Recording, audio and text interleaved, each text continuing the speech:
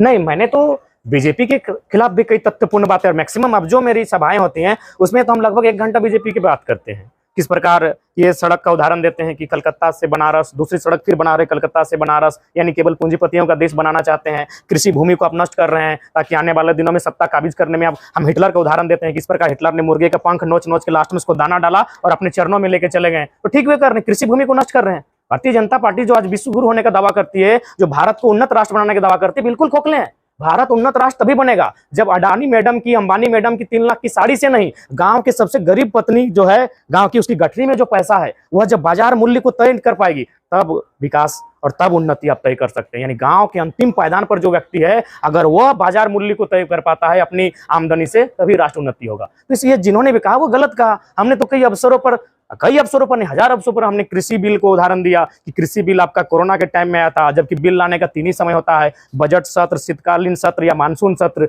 लेकिन वह राष्ट्रपति के अध्यादेश अनुच्छेद 123 के तहत आया गया था। अगर उस समय कोई बिल आता तो स्वास्थ्य पे आता, सुरक्षा पे आता, क्योंकि देश कोरोना की महामारी झेल रहा था। कृषि बिल तो आना ही नहीं चाहता। तो बीजेपी की तमाम नीतियों की हम लगातार आलोचना कर रहे हैं, और बल्कि हमारा जो लोकसभा चुनाव होगा, हमारे सामने तो बीजेपी होगी, जेएमएम तो वहां कहीं नहीं होगी, सरकार तो वहां कहीं नहीं होगी। जो भी हमारा लोकसभा चुनाव होगा, धनबाद हो, गिरिडीह हो, रांची हो, हजारीबाग हो, हमारे सामने भारतीय जनता पार्टी होगी।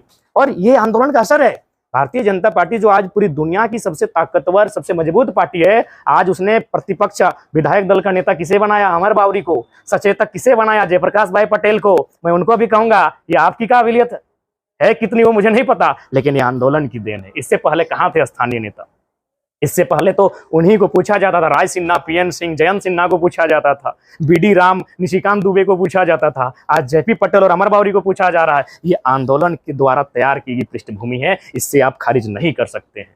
एक चीज आज हम पूछ रहे हैं, करण महतो केस खाया था, कितने लोग बोलने आए थे? और करण महतो का विरोध कौन करता है? जो किसी पार्टी में।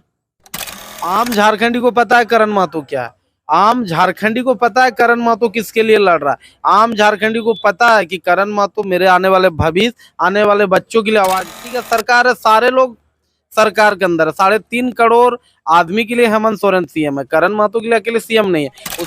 हमने क्या जेएमएम पार्टी ज्वाइन कर ली? नहीं। है? क्या हम हेमंत दा के साथ घूम रहे हैं? भाई आपके लिए जान लो कि हेमंत दा पूरा झारखंड का 3.5 करोड़ जनता के लिए सीएम है। जोहार। सारा ठिकरा, सारी जिम्मेदारी सारे लोगों पे जाता है। दूसरा बात, करण महतो कोई विधायक नहीं है, करण महतो कोई सांसद नहीं है, करण महतो कोई मंत्री नहीं, करण महतो कहीं का जिला परिषद नहीं है, पार्षद नहीं है। तो करण महतो एक प्रयास कर सकता है कि अपने लोगों के लिए सही हक, सही आवाज, और कहीं ना कहीं एक चीज हम अशोक बाबू यही बोलेंगे कि आने वाला समय हम लोग एक बेहतर विकल्प की ओर बढ़ेंगे, एक बेहतर। और एक चीज हम बता दे रहे हैं, मेरा एकदम उद्देश्य एक स्पष्ट रहता है और हम खुल के बोलते हैं कि देखिए, झारखंड बेहतरीकरण की ओर बढ़ना चाहिए, झारखंड का नौजवान का भविष्य कैसे सुधरे इस पे बात होना चाहिए, झारखंड कैसे आगे जाएगा इस पे बात होना चाहिए। क्योंकि देखिए 2003 में भी डोमिसाइल की लड़ाई बड़ी जोर से हुई थी, उसमें भी 2-4 विधायक बन के निकले, लेकिन आज झारखंड का गत वही है।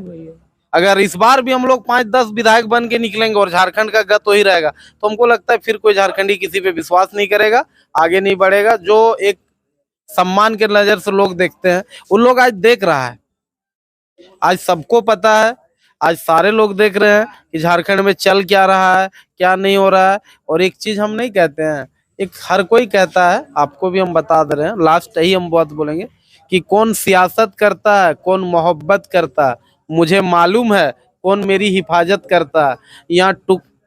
यहाँ टुकड़ों में बिक जाते हैं बहुत लोग, सबको पता है यहाँ कौन बगावत करता है। इसीलिए हम यही बोल के, जय झारखंड, जोहार झारखंड। ठीक है दादा, जोहार।